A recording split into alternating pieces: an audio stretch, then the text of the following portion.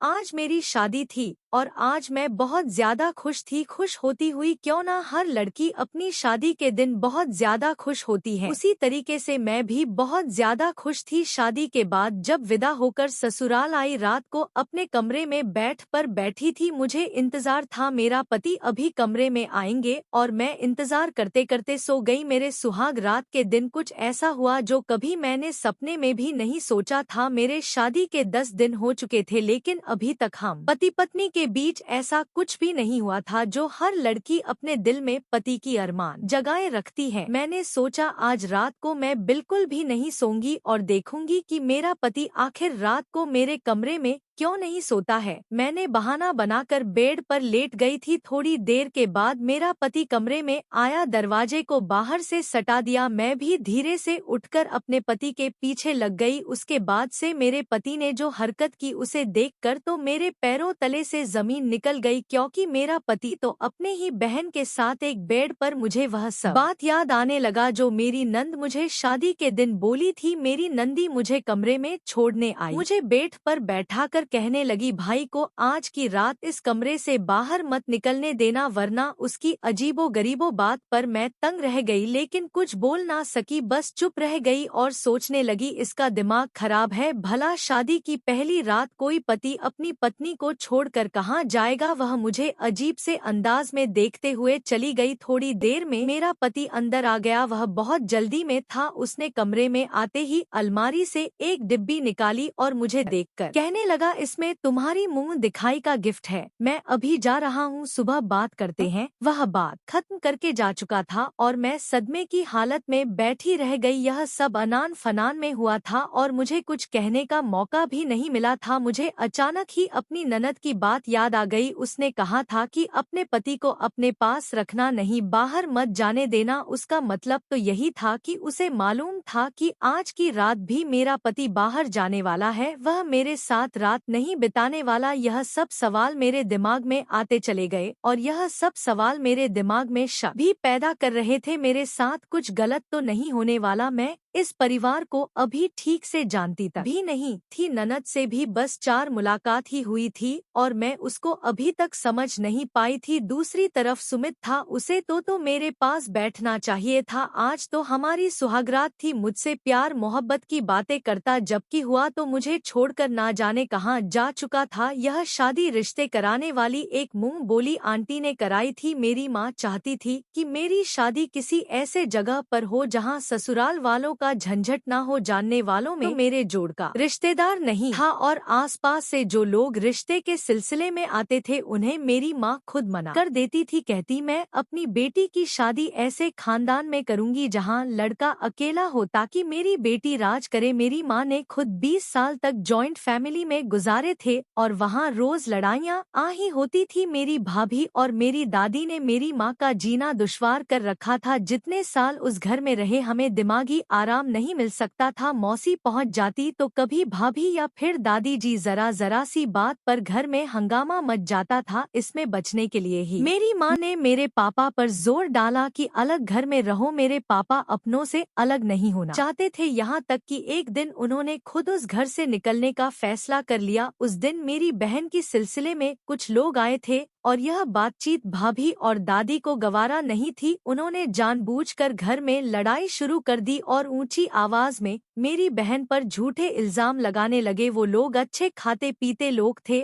और हमारी बहुत ख्वाहिश थी कि दीदी की शादी वहां पर हो जाए, मगर उन लोगों ने यह कहकर इनकार कर दिया कि उनको हमारे घर का माहौल पसंद नहीं आया। उस दिन मेरे पापा को एहसास हुआ कि अलग घर लेकर ही रहना ज्यादा ठीक रहेगा। फिर हम लोग किराए के मकान में शिफ्ट हुए। कुछ समय बाद मेरी दीदी की शादी हुई, मगर वह भी भले पूरे खानदान में हो गई थी। बेचारी हर वक्त अपने ससुराल वालों के रोने रोती रहती और कहती थी। इसलिए मेरी माँ ने अब फैसला किया कि मेरी शादी किसी छोटे परिवार में करेगी जहाँ लड़का अकेला हो। हालांकि मेरे पापा ने कहा था कि किसी अकेले लड़के पर हम कैसे भरोसा कर सकते हैं, माँ बाप होते हैं, भाई बहन होते हैं, तो लड़का उनकी नजर में होता है और उसके बिगड़ने के चांस कम होते हैं। लेकिन अकेला लड़का जल्दी बहक जाता है और गलत कामों में पड़ जाता है। ऐसे ही हम किसी अकेले अनजान लड़के को अपनी लड़की नहीं सौंप सकते, लेकिन मेरी माँ ने जो सोच लिया था वह पूरा करना था। बहुत मुश्किल से यह रिश्ता मिला था। लड़के की सिर्फ एक ही बहन थी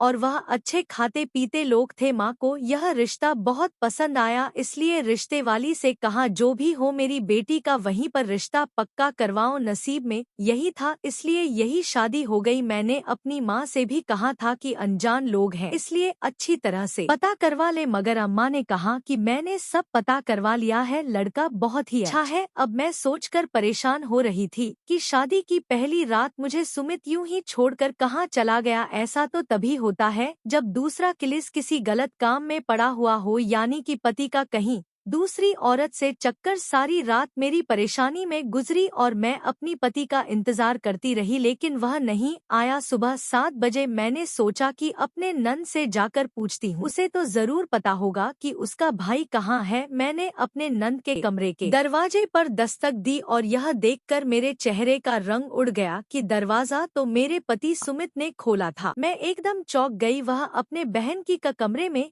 क्या कर रहा था? मेरे चेहरे के एक्सपीरियंस एकदम बदल गए थे। मैं गुस्से में बिना कुछ कहे अपने कमरे में चली आई। उस वक्त मुझे बहुत गुस्सा आ रहा था कि वह अपनी बहन के कमरे में क्यों था। मुझे गलत नहीं सोचना चाहिए था, मैं सारे गलत ख्याल दिमाग से दिल में नहीं लाना चाहती थी, लेकिन हालात मेरे दिमाग में शक पैदा कर रहे थे। सुमित मेरे पीछे चला आया और कहने लगा मेरी बहन बीमार थी, थोड़ी सी दिमागी मरीज है, उसे रात को दौरे पड़ते हैं और अक्सर वह खुद को नुकसान पहुंचा लेती है, इसलिए मुझे रात को उसके पास रुकना पड़ता है ताकि वह खुद को नुकसान ना पहुंचा दे। जब सुमित ने यह बात मुझे बताई तो मुझे शर्मिंदगी हुई कि कितना अच्छा कितना ख्याल रखने वाला इंसान है और मैं उस पर शक कर रही थी। कुछ देर बाद उसकी बहन भी उठ गई। सारा दिन मेरी नंद मेरे साथ रही। घर में खूब सारे मेहमान इकट्ठा थे क्योंकि अभी शादी के कुछ और रस्में बाकी थी। मेरी मुंह दिखाई भी हो रही थी। सारा समय मेरी नंद मेरे साथ ही रही और मेहमानों से हंस हंस कर बातें भी कर रही थी। उसे देखकर हरगिज भी नहीं लगता था कि वह दिमागी मरीज हो सकती है। रात को फिर सुमित यही कहकर कमरे से बाहर चला गया कि मुझे अपनी बहन के कमरे में सोना पड़ेगा। यह कहकर वह चला गया और मैं सोचने लगी कि उसे अगर अपनी बहन के ही ख्याल रहना था तो फिर मुझसे शादी क्यों की? ऐसा भला कब तक चलता रहेगा? कब तक रोज रात को अपनी बहन के कमरे में जाकर सोया करेगा? मैं 2 दिन की दुल्हन थी, मेरे भी कुछ अरमान थे, लेकिन सुमित को तो मेरे अरमानों की कोई परवाह ही नहीं थी। चौथी रात भी सुमित अपनी बहन के कमरे में जाकर सो गया। आज 5वां दिन था और मैं इन सब से बुरी तंग आ गई थी। 5वीं रात में जब सुमित अपनी बहन के कमरे में चला गया तो मुझे उस समय बहुत ज्यादा गुस्सा आ गया। मैं बेड पर करवट बदलती रही लेकिन मुझे नींद नहीं आ रही थी। रात के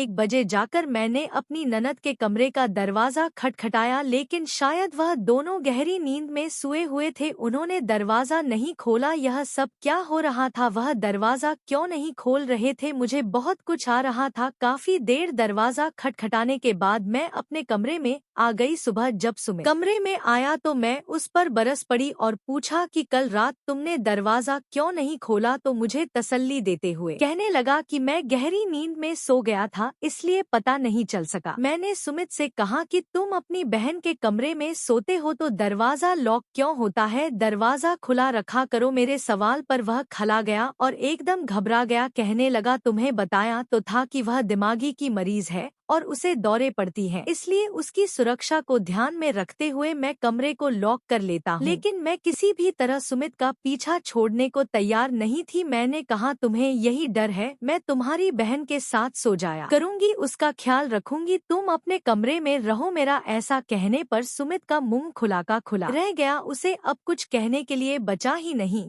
था। तभी अचानक बोला जब तक मेरी बहन ठीक नहीं हो जाती मैं किसी को भी उसके पास या उसको किसी के पास नहीं रहने दे सकता। मैं रोने लगी। सुमित ने मुझे चुप भी नहीं कराया और चला गया। थोड़ी देर के बाद मेरी नंद मेरे कमरे में आई और मुझे छुप कर आने लगी और कहने लगी मैंने तो रात भाई को बोला था कि भाभी दरवाजे पर दस्तक दे रही, दरवाजा खोल दे, मगर भैया ही ने मना कर दिया। मेरी नंद बहुत डरी हुई लग रही थी। मैंने पूछा क्यों? तुम्हारी रात को दौरे पड़ते हैं, इसलिए तुम्हारा भाई तुम्हारे कमरे में सोता है। मेरी बात सुनकर उनके चेहरे पर हैरानी के रंग दिखने लगे थे। मुझे कुछ कहना चाहती थी लेकिन उसने कुछ कहा नहीं और रोती हुई अपने कमरे में चली गई। उसका यह रवैया मुझे बिल्कुल भी समझ में नहीं आया था। ऐसा क्या राज था? मेरे पति घर में ही था, मेरे साथ रहने की वजह हर समय साय की तरह अपनी बहन के पीछे ही रहता था। यहाँ तक कि मेरी एक दोस्त ने मुझे और सुमित को एक पार्टी में बुलाया तो सुमित कहने लगा कि तुम अकेली चली जाओ और अगर मेरा जाना इतना ही जरूरी है तो मेरी बहन भी साथ जाएगी। मुझे बहुत ज्यादा हैरत हुई, लेकिन मैंने सोचा चलो कोई बात नहीं, इसकी बहन को भी साथ ले जाते हैं। लेकिन मेरी नंद तो जाने के लिए तैयार ही नहीं थी। मेरी नंद ने मुझसे इशारा किया कि मुझे साथ लेकर ना जाए, भाई के साथ चली जाओ। मैंने सुमित को बहुत समझाने की कोशिश की लेकिन सुमित नहीं माना और उसे साथ लेकर ही पार्टी में गया। मैंने महसूस किया था कि मेरी नंद मेरे पति से काफी डरती है और मैंने यह भी नोट किया था कि सुमित मेरी नंद पर बहुत शक्ति करता है। उसके पास उसका अपना मोबाइल तक नहीं था और उसको घर से बाहर जाने की भी इजाजत नहीं थी। सारा दिन सारी रात मेरे पति बस उसी के आगे पीछे घूमता रहता। मुझे तो जैसे उस घर में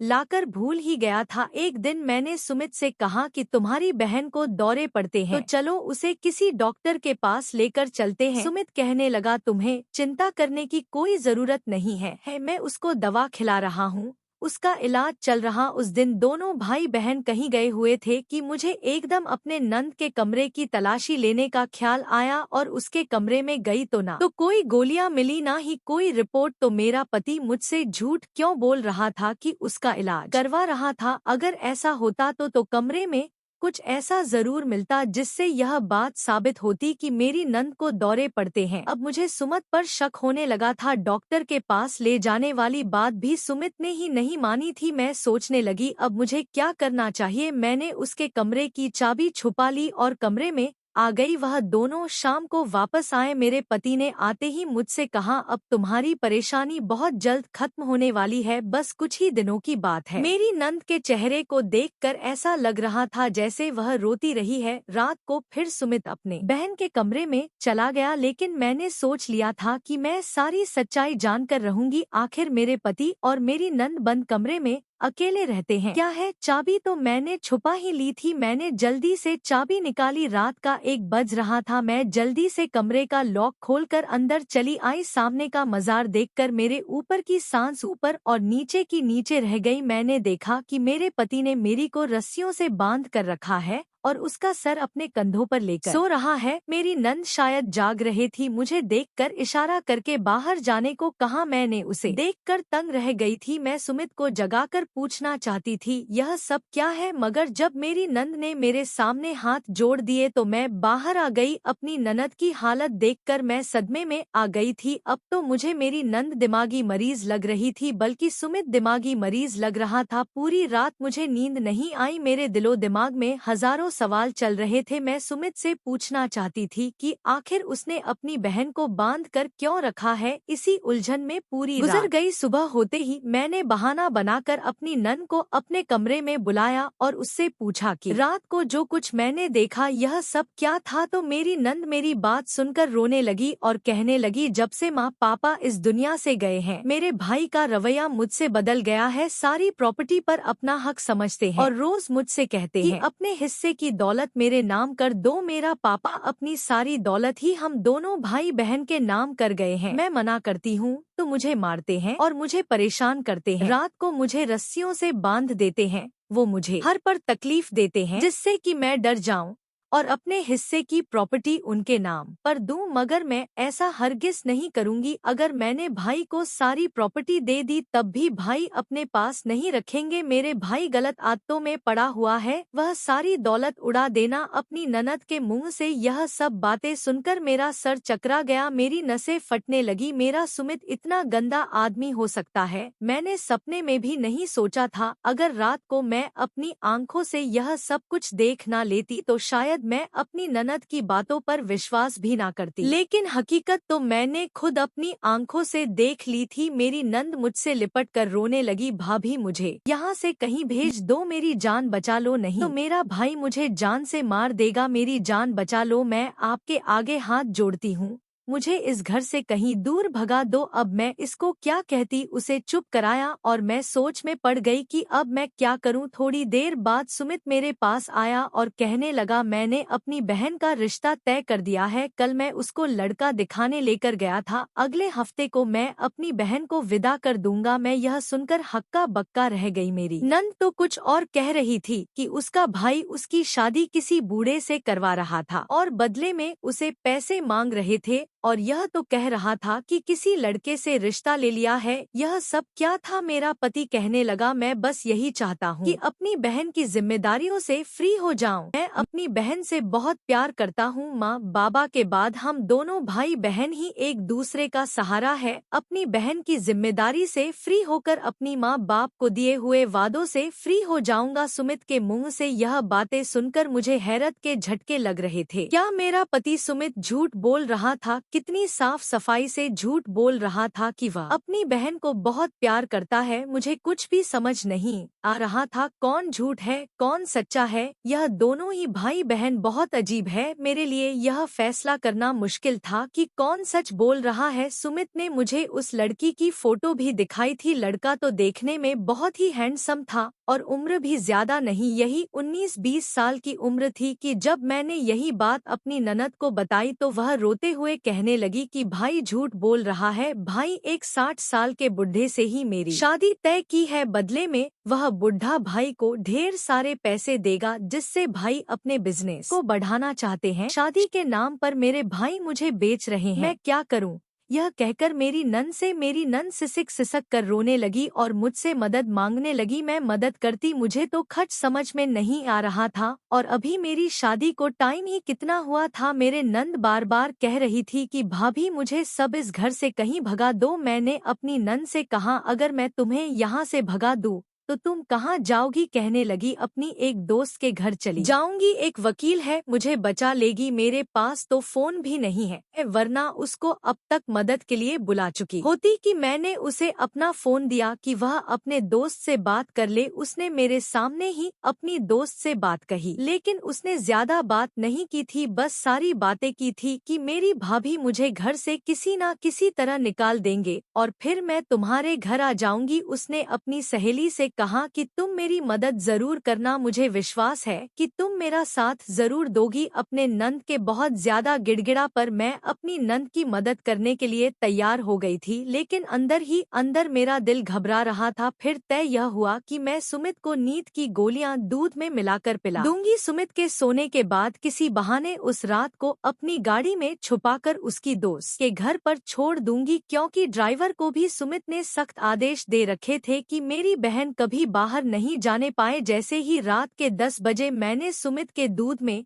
नींद की गोलियां मिला दे, दूध पीते ही वह आधे घंटे के अंदर ही अंदर सुमित सो चुका था। अंदर ही अंदर सुमित सो चुका था। हमारे पास यह मौका था। मैंने अपनी नंद से कहा कि तुम जाकर कार में पिछली सीट पर छुप जाओ। मैंने चौकीदार से कहा है कि गेट खोलो, मेरी माँ की तबीयत ठीक नहीं है, मुझे अपनी माँ के घर जाना है। चौकीदार ने तुरंत गेट खोल दिया। मैं गाड़ी सड़क पर ले आई। कुछ ही देर में हम एक घर के सामने खड़े थे। मेरी नंद कहने लगी, भाभी आप घर चले जाए वरना हम फंस जाएंगे। लेकिन मैं उसे पूरी सुरक्षा के साथ घर के अंदर तक छोड़कर आना चाहती थी और उस दोस्त से मिलकर उसको कहना चाहती थी कि मेरी नंद का ख्याल रखना। मेरा इरादा यही था कि यहाँ से सीधा अपने घर जाऊंगी और अपनी माँ बाप को अपने पति की सारी सच्चाई बताऊंगी, जो अपनी बहन का नहीं था वह मेरा कैसे हो सकता। यह सोचकर मैं गाड़ी से नीचे उतरी थी कि तभी गेट खोलकर एक लड़का बाहर आया। उस लड़के को देखकर मैं एकदम से चौंक गई थी। यह तो वही लड़का था जिसको मैंने अपनी शादी वाले दिन अपनी ननद के साथ कार में देखा था। जब सुमित को मैंने अपनी ननद पर इतनी शक्ति करते देखा था तो यह दिमाग मेरे ख्याल से निकल गया था कि उस दिन गाड़ी में मेरी नंद हो सकती है। मैंने सोचा कि वह कोई और लड़की होगी। मेरी नंद को इतनी आजादी कहाँ की हुआ किसी लड़के के साथ अकेली गाड़ी में घूम सके। लेकिन आज जब मेरी नंद उस लड़के के पास आई और जब उस लड़के को मैंने देखा तो मैं चौंक गई कि वह यहाँ क्या कर रहा है। मेरी नंद गाड़ी से दूसरे तरफ से निकलकर मुझसे कहने लगी, भाभी यह मेरे दोस्त का भाई है, मैं अंदर जा रही हूँ। आप घर जाएं। लेकिन मुझे कुछ गलत होने का आदेश हो रहा था। मैंने एकदम फैसला किया और अपनी नंद से कहा, गाड़ी में बैठो, हम वापस जा रहे हैं। लेकिन मेरे सर पर आसमान गिर पड़ा जब मेरी नंद ने मेरा हाथ जोर से झटका और भागकर उस लड़के के पास जाकर खड़ी हो गई और कहने लगी, सॉरी भाभी, मगर अब मैं वापस नहीं जा सकती। मैं इस लड़के को पसंद करती हूँ, उसी की खातिर झूठ बोलकर आपको यहाँ लाई हूँ। अभी शायद मेरी नंद कुछ और भी कहती, लेकिन उस लड़के ने मेरी नंद को अपने पीछे किया और मेरी तरफ आते शैतानी हंसी हंस कर बोला, अगर मुझे तो तुम्हारी भाभी पसंद आ गई है, एक के साथ एक फ्री। मैं उस लड़के की बातें सुनकर घबरा गई। मेरी नंद भी एकदम चौंक गई थी। वह लड़का उसी शैतानी हंसी के साथ बोला, मैं तो तुम्हारे लिए तड़प रहा था कि कब तुम आओ और मेरी प्यास बुझाओ, मगर अब देखो, अब तो तुम्हारे साथ साथ तुम्हारी भाभी भी फंस गई। इतनी देर में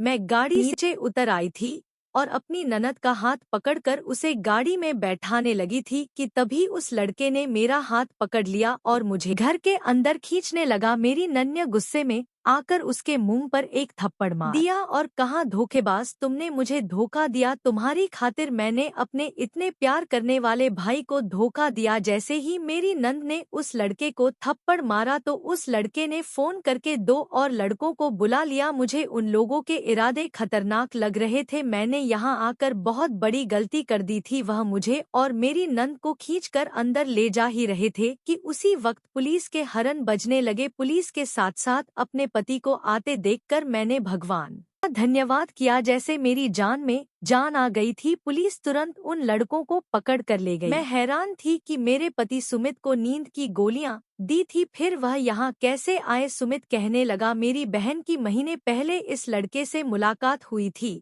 और वह इसके प्यार के जाल में फंस गई। जब मुझे पता चला तो मैंने इस लड़के के बारे में सारी जानकारी लेनी शुरू कर दी। अगर यह लड़का ठीक होता तो मैं अपनी बहन की शादी खुशी खुशी इस लड़के के साथ कर देता, लेकिन मुझे पता चला कि यह लड़का धोखेबाज है और करैक्टर का गिरा हुआ आदमी है। मैंने अपनी बहन को उस लड़के के बारे में सारी सच्चाई बताई, लेकिन मेरी बहन ने मेरा विश्वास नहीं किया, उल्टा उसकी बातों में आकर मुझ पर ही शक किया और घर से भागने का प्लानिंग करने लगी। तब तक मेरी शादी का दिन आ गया, इसलिए मैंने उस पर शक्ति की और उसके कमरे में उसे बांधकर सोने लगा, क्योंकि यह दोबारा भागने की कोशिश कर चुकी थी और मैं नहीं चाहता था कि उस आवारा लड़के के हाथों यह अपनी जिंदगी बर्बाद कर ले। मैं अपनी बहन से बहुत प्यार करता हूँ और उसे बर्बाद होते हुए नहीं देख सकता था। उसने तुम्हें जो कुछ भी बताया वह सब झूठ था। कल जब तुम दोनों प्लान बना रहे थे तो मैंने सुन लिया था और फैसला किया कि तुम लोगों को जो करना है तुम लोग कर लो, ताकि तुम लोगों को सब कुछ समझ आ जाए। तुम सब कुछ अपने आंखों से देख लो। हो सकता है ऐसा करने से ही मेरी बहन को अकल आ जाए, क्योंकि इंसान को जब तक ठोकर ना लगे वह बाज नहीं आता। इसलिए मैंने तुम लोगों को जाने दिया और वह गोलियां वाला दूध फेंक दिया था। मुझे यकीन था यहाँ कुछ ऐसा जरूर होगा, इसलिए मैं पुलिस को लिए तुम्हारे पीछे पीछे आ गया। यह सब कुछ सुनकर मैं शर्मिंदा हो गई थी। मेरी नंद भी सर झुकाए हुए आंसू बहा रही थी। वह हाथ जोड़कर कहने लगी, मुझे माफ कर दे भाई, इस लड़की की बातों में आकर अपना नुकसान करने चली थी। उसने मुझे धोखा दिया और मुझे आपके खिलाफ ही खड़ा कर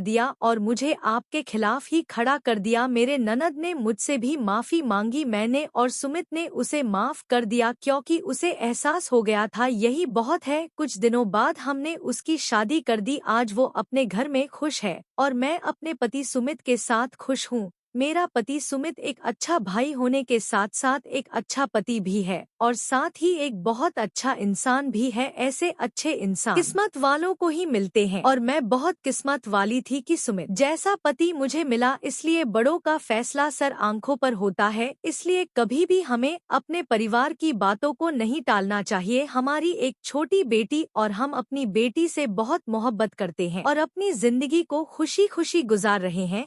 धन्यवाद दोस्तों।